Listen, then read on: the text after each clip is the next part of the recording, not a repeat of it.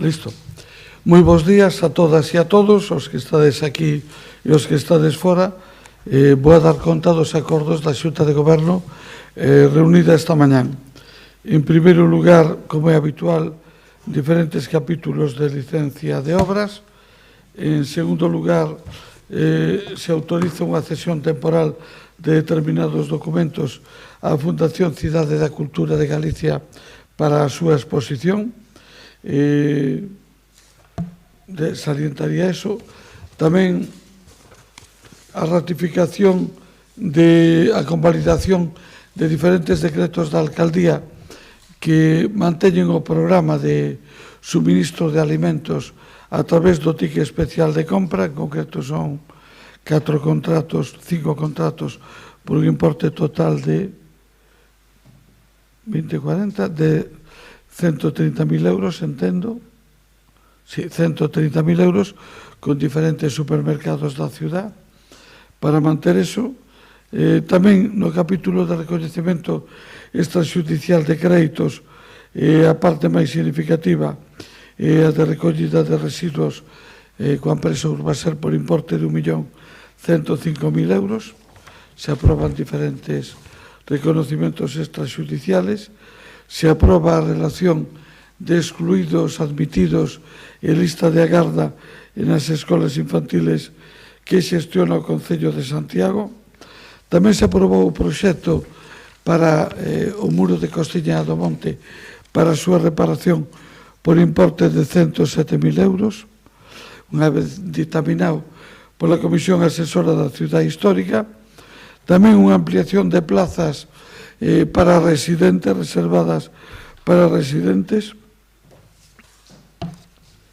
Diferentes sentencias judiciales, diferentes solicitudes e tamén a concesión de 4 axudas por informe de porte de 100.000 euros que se van a xestionar a través das diferentes asociacións de comerciantes da ciudad para a adquisición de tickets de aparcamento con destino á súa clientela. En concreto son 29.166 euros a Santiago Centro, outros 29.000 a Compostela Monumental, 5.000 a Asociación en Rede e 33.666 a Asociación Punto Compostela.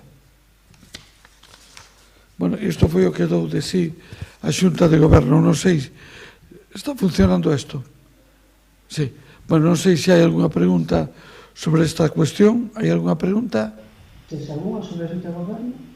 Os documentos, de que tipo de documentos? Son documentos históricos. Para poñer un exemplo, unha licencia de obras na Rúa do Vilar número 15 do ano 36, outra, un impreso da contribución industrial de Ángel Casal do ano 33, ou un proxecto de urbanización do ensanche e residencia de estudantes do ano 35.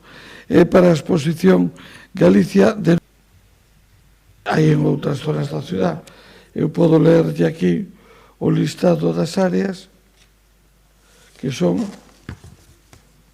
12 plazas en Salvador Allende, 18 plazas en Entre Galeras, 9 plazas na Rúa das Galeras, 6 plazas en Patio de Madres, 9 plazas en Concepción Arenal e 19 plazas na Rúa Pitelos, que pasan a ser reservadas para residentes.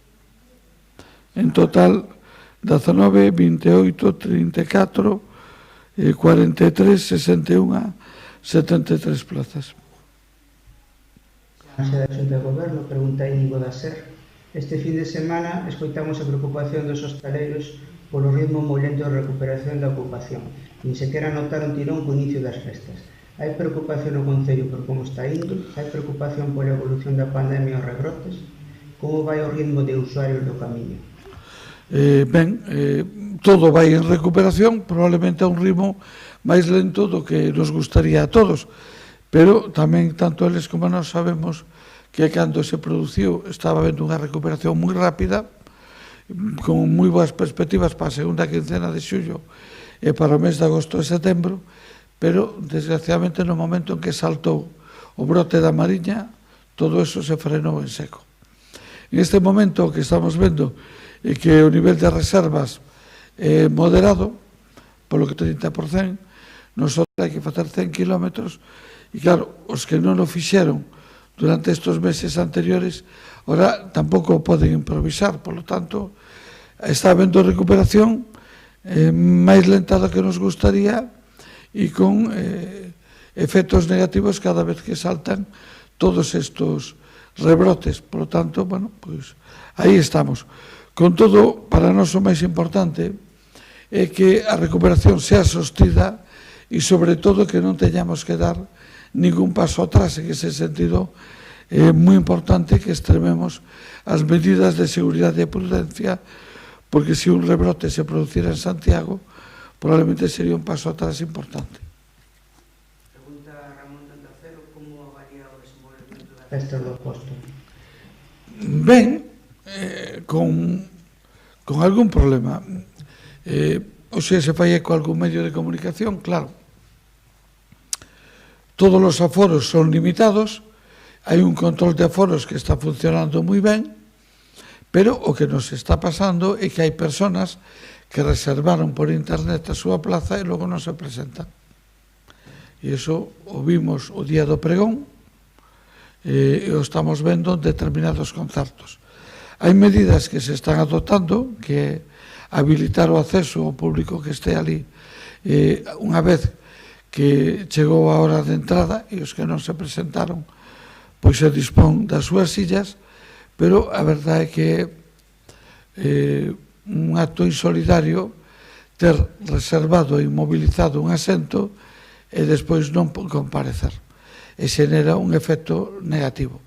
O vimos o día do pregón, que quedaron máis de 200 sillas baleiras, consecuencia de sillas que estaban asignadas, pero que non se presentaron, probablemente porque era un día maravilloso e o mellor se quedaron na playa, pero desgraciadamente eso fai que outras persoas que ian acceder non o están facendo.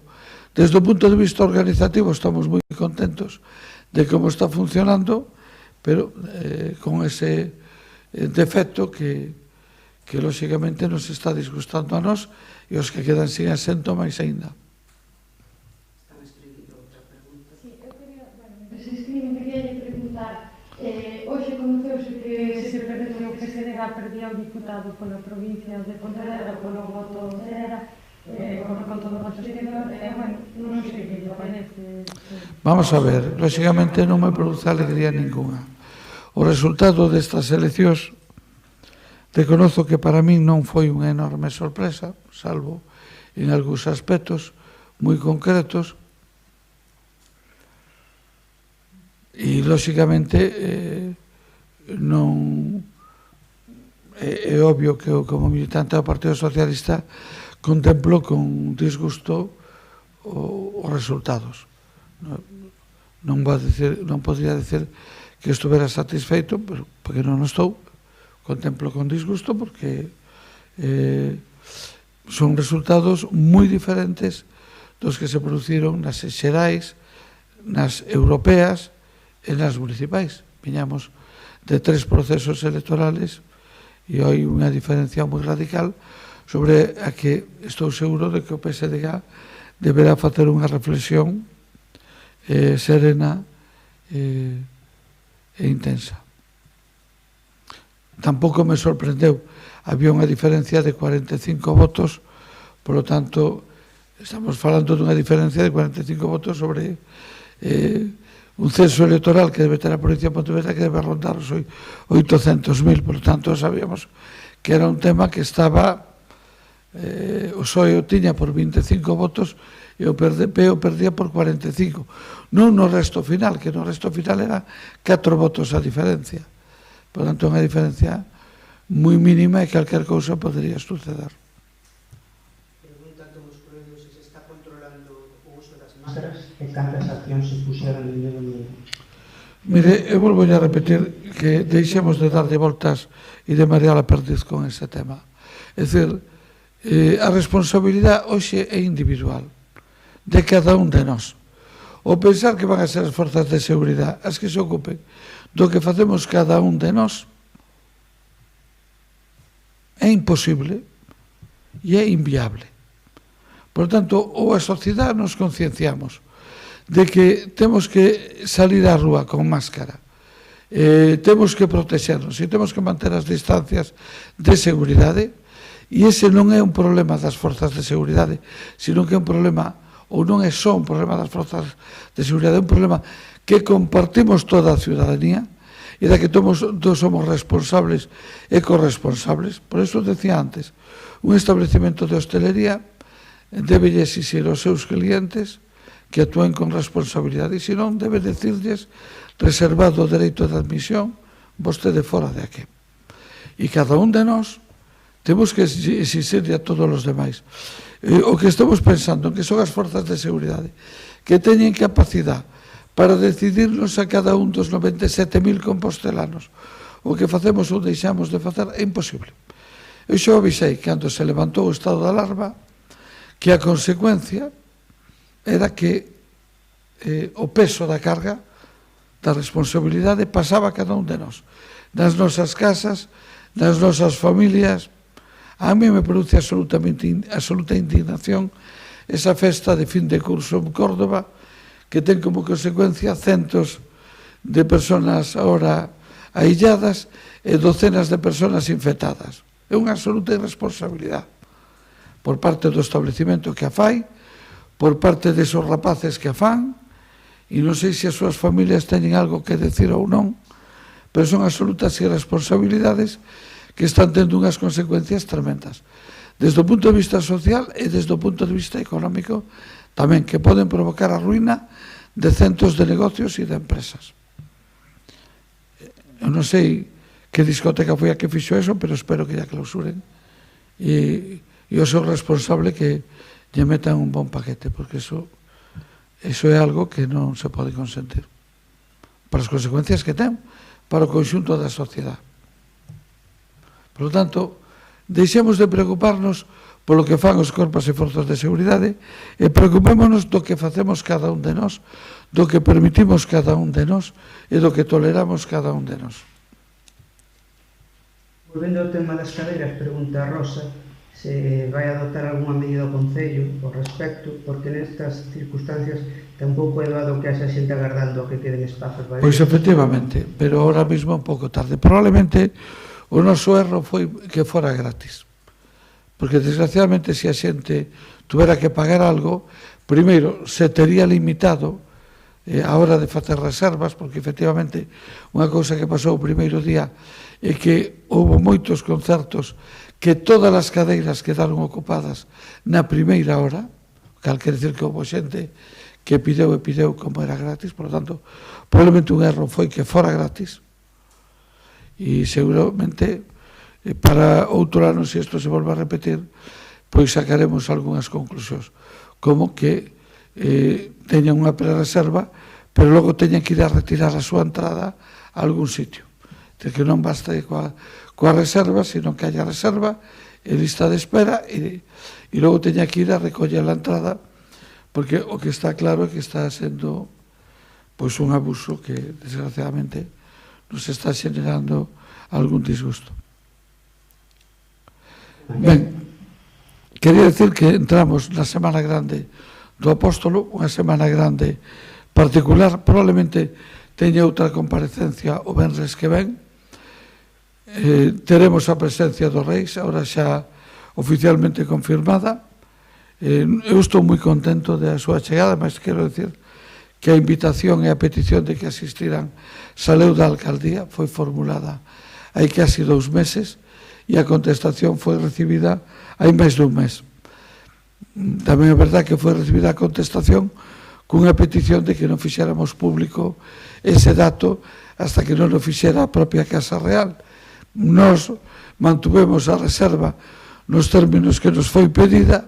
Bueno, cada un pois a mantuvo, un sí e algún non. En calquer caso, o importante é que a Casa Real está en Santiago día 24 e 25, é un motivo de orgullo para todos os compostelanos, expresa o compromiso da Casa Real coa ciudad, co Real Patronato, co que representa a propia cidade de Santiago, que todo elo toma causa da ofrenda ao apóstolo e do patrocinio do apóstolo de Santiago, do apóstolo Santiago como patrón de España. Por lo tanto, moi contentos.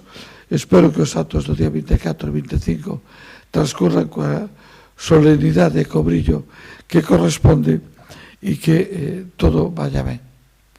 Por a miña parte, máis nada. Pois xa está. A todos por estar aí.